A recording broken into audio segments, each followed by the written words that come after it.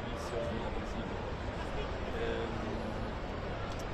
Così questo posto sembrava più adatto, anche per un'altra ragione, perché accanto, come vedete, c'è anche l'altare di San Francesco. Così il luogo sembrava veramente perfetto, 31 di maggio 2022, quando il Santo Padre Francesco ha celebrato qui la liturgia del Santo Rosario, passato in Cappella Paolina, e in quella occasione, ecco, per la prima volta ho mostrato in vivo, no, delle foto del luogo. Lui subito ha detto che qui è un luogo molto adatto, è piaciuto a lui. E dopo c'erano diversi incontri per vedere la volontà concreta del Santo Padre come dovrebbe essere la tomba. Lui voleva che la sua tomba rispettasse e parlasse della sua vita, cioè di semplicità e di cose essenziali.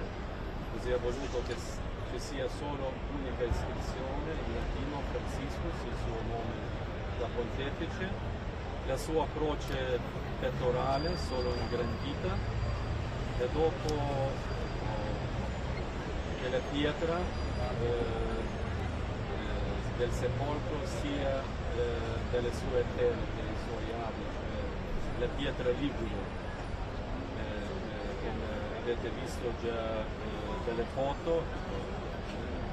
La tomba è stata fatta in questo modo, non è una tomba artistica, ma semplice, essenziale, e non ha voluto che si faccia un cambiamento strutturale, cioè ha lasciato anche la lapide che si trova sopra la tomba, ma questa lapide è anche un po' storica, perché quel posto era una porta che legava la basilica con il palazzo apostolico papale, perché anche Santa Maria Maggiore aveva il palazzo papale che si trovava qui a lato, dove vediamo adesso questo edificio giallo.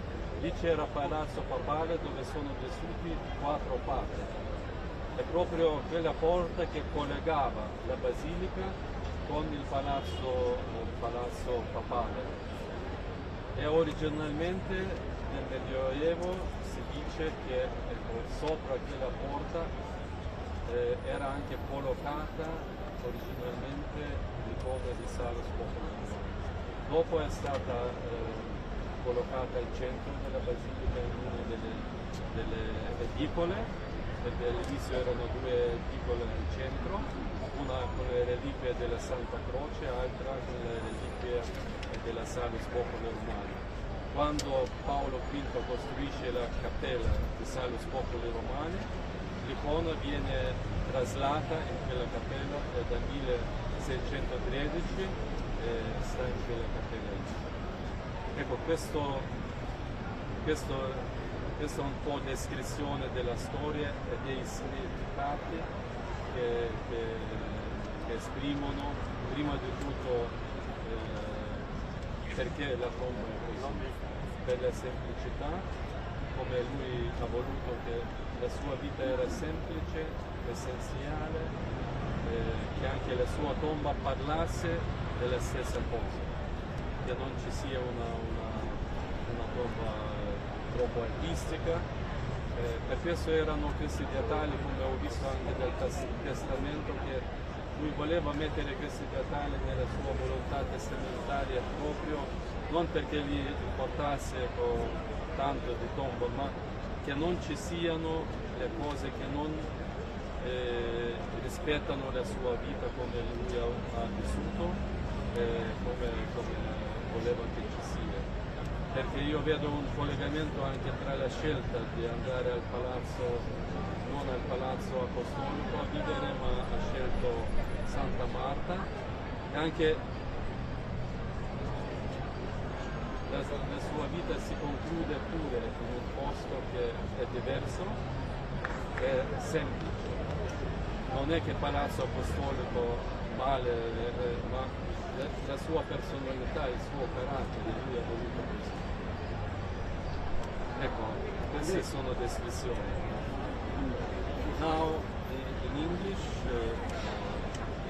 in the beginning, I would say something about the Basilica of Saint Mary Major, because it's the first and the biggest shrine dedicated to Mary since 5th century. Only the first small church was built in 4th century, but now the basilica inside conserves the structure of first basilica built in 5th century. Only around the basilica changed because many chapels and other buildings were created. As well, the front horn of the basilica is changed, but inside we have the original size and mosaics from 5th century. This basilica is strongly linked to the spirituality of Jesuit order, because this basilica, Saint Ignatius of Loyola celebrated his first Mass in 1538, because he was ordained a priest in Venice 1 year before, and was enabled to go to Holy Land because his promise was to celebrate the first Mass in Bethlehem. So it was impossible to go, and after 1 year he came to Rome and celebrated his first Mass on Eve of Christmas Eve, in this basilica. And Holy Father Francis, during the pandemic, he went here alone to celebrate the Holy Mass in occasion of 400 of Death of Ignatius in this basilica under the same altar. Another very strong link of Jesuit order with this basilica is that very icon of Salus Populi Romani is linked to the missionary activities of Jesuits, because every Jesuit, before leaving to mission, was provided with images of Salus Populi Romani, and missionaries were bringing these icons to all countries where they were going as a missionaries. And especially in China, it's possible to find these old images of Salus Populi Romani brought by Jesuits. Another thing is very interesting, because this Via Merulana is connecting Maria Major Basilica with St. John the Lateran, which is more linked to the spirituality of St. Francis, because St. Francis came to the palace of the papal palace, which was St. John in Lateran, to get approved his order of his congregation. So we have this very nice connection. Basilica dedicated with a spiritual link to Jesuits, and after to Franciscans. Now about the tomb. Holy Father in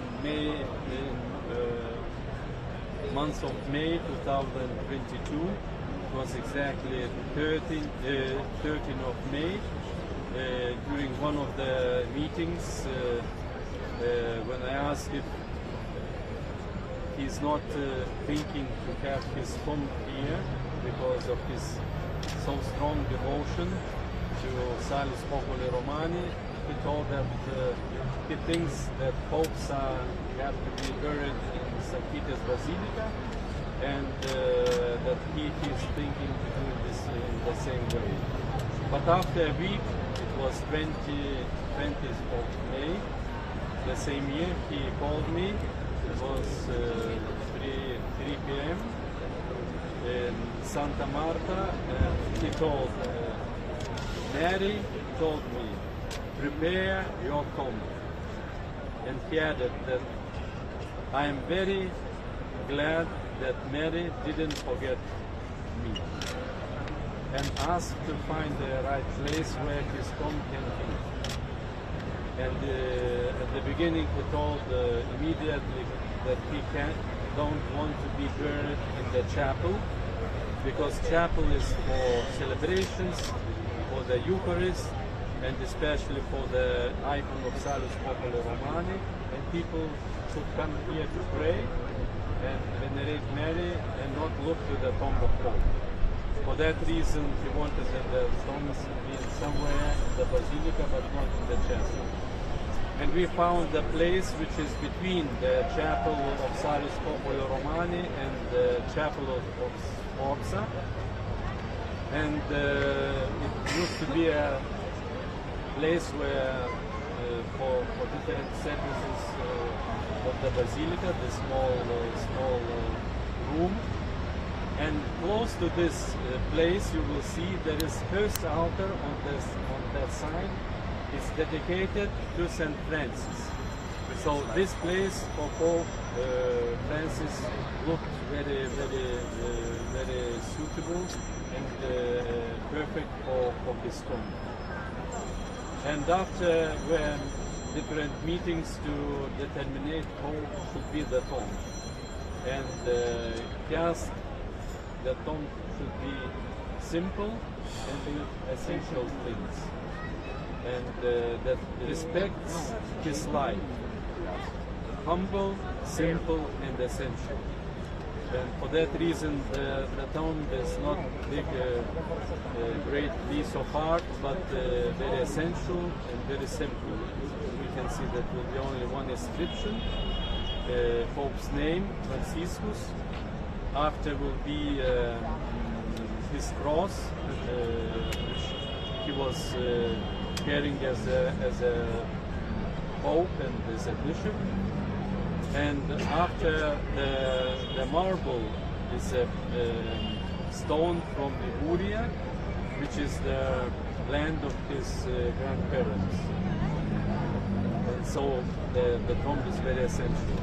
In that place where before was this room and the door, wooded door, before used to be a connection between in medieval age was a connection between Basilica and the Papal Palace, because Maria Maggiore had as well a Papal Palace, like St. John, Lateran, like the Vatican, and on this corner here was the Papal Palace, and from that door was connection to this Papal Palace.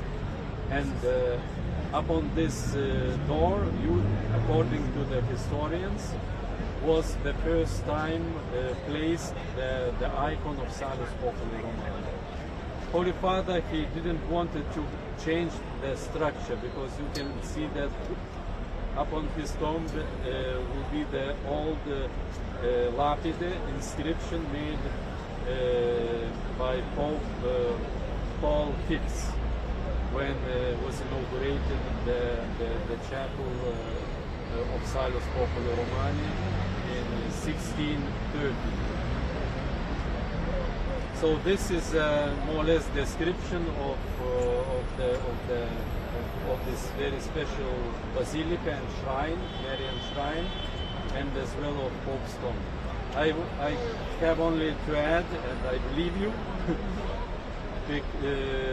add only about some events. This morning all cardinals decided to come to visit for the first time, all in corpore, all College of Cardinals, coming Sunday, 27th of April at 4 o'clock to pass through the Holy Door, pray personally at the tomb of Pope Francis, visit the chapel Salus Populi Romani, and after will be the Vespers, the prayer all together, and after the liturgy will conclude before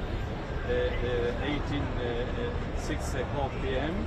because will be the Mass. Aggiungo solo in italiano che uno dei eventi che non che non sono stati menzionati ma sono stati decisi dal collegio cardinalizio questa mattina, che la domenica il 27 aprile alle ore 16 verranno tutti i cardinali, tutto il collegio cardinalizio in corpore in Basilica per passare la Porta Santa, fermarsi per la preghiera personale alla tomba del Papa Francesco, dopo entrare in cappella di Salus Populi Romani e dopo si fermeranno per la preghiera dei secondi vespri della Domenica della Misericordia. Così questo evento, che non è riportato nel calendario ufficiale, ma non fa parte degli eventi organizzati dall'ufficio liturgico, ma questo evento organizzato dal collegio cardinalizio e della Basilica. Grazie a tutti per la vostra attenzione.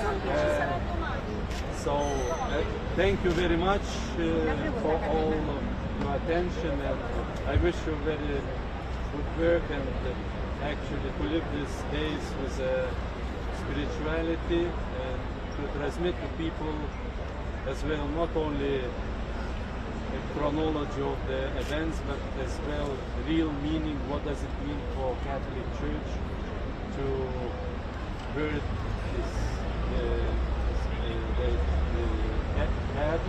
the Pope, and what does it mean for the Church to pray for Pope and for past Pope and for the future. Thank you very much.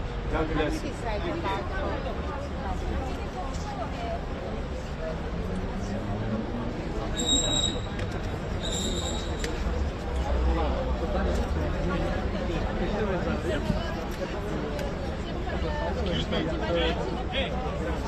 Excuse me.